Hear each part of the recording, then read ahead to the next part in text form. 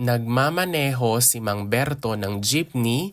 Si Mang Berto ay nagmamaneho ng jeepney. When we say maneho, that means drive. And then a jeepney is a form of transportation in the Philippines. So it means Mang Berto is driving a jeepney. Umawit ang mga bata sa programa. Ang mga bata ay umawit sa programa. Awit is like a song. Umawit is like sang. And then they sang, awit is sing, awit. So, yes, and then a bata is a child, mga bata, children, a programa is a program. So, the children sang at the program. Bumili ako ng bagong sapatos. Ako ay bumili ng bagong sapatos. Bili means to buy, bumili is bought. And then sapatos is shoes, bago is new. So, I bought new shoes. Naglinis si Ana ng kanyang kwarto. Si Ana ay naglinis ng kanyang kwarto. Linis is clean. Kwarto is like a room. Kanya is his or her. So Ana cleaned her room.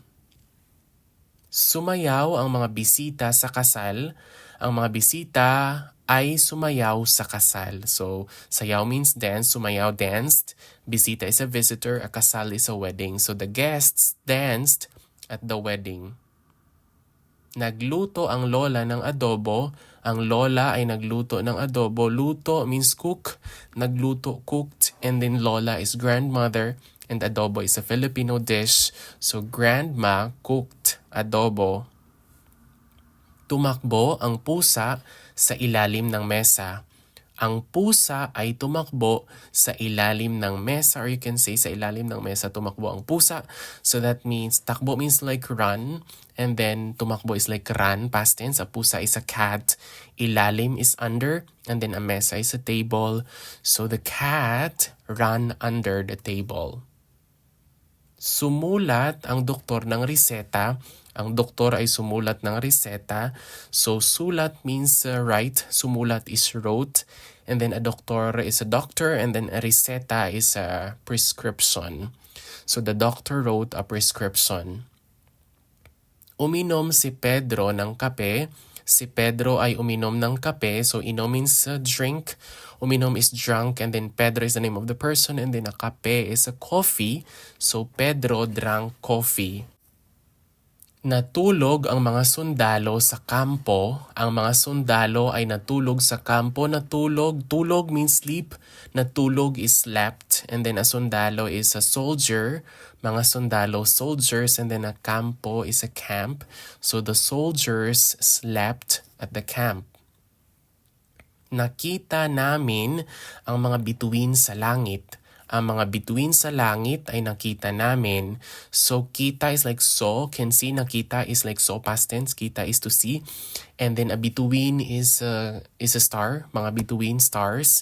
And then, langit is sky. So, we saw the stars in the sky. Narinig ko ang boses niya. Ang boses niya ay narinig ko. Rinig means like can hear. Narinig is heard. It's past tense. And then boses is voice, is niya is his or her, and then ko is I or me.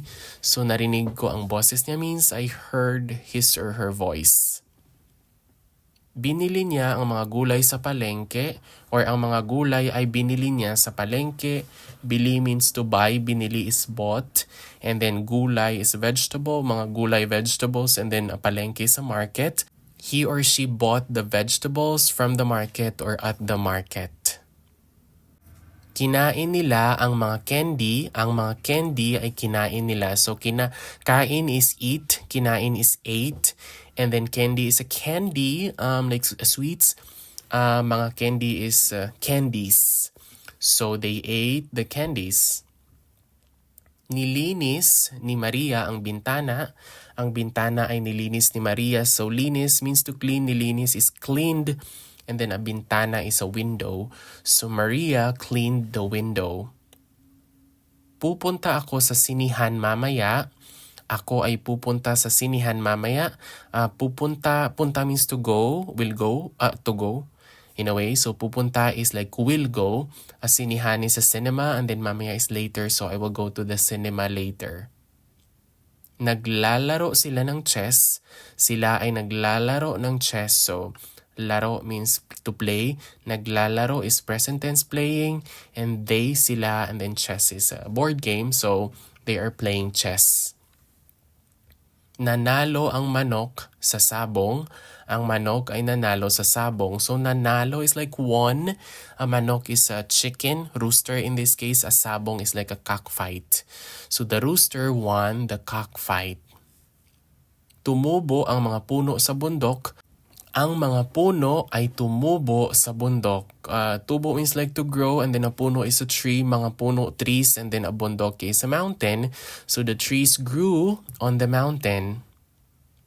Nawala ang cellphone ko sa mall. Ang cellphone ko ay nawala sa mall. Nawala is like wala is none, nothing, lost. So nawala, lost. Cellphone is a cellphone, and then sa mall, at the mall. So I lost my cell phone at the mall.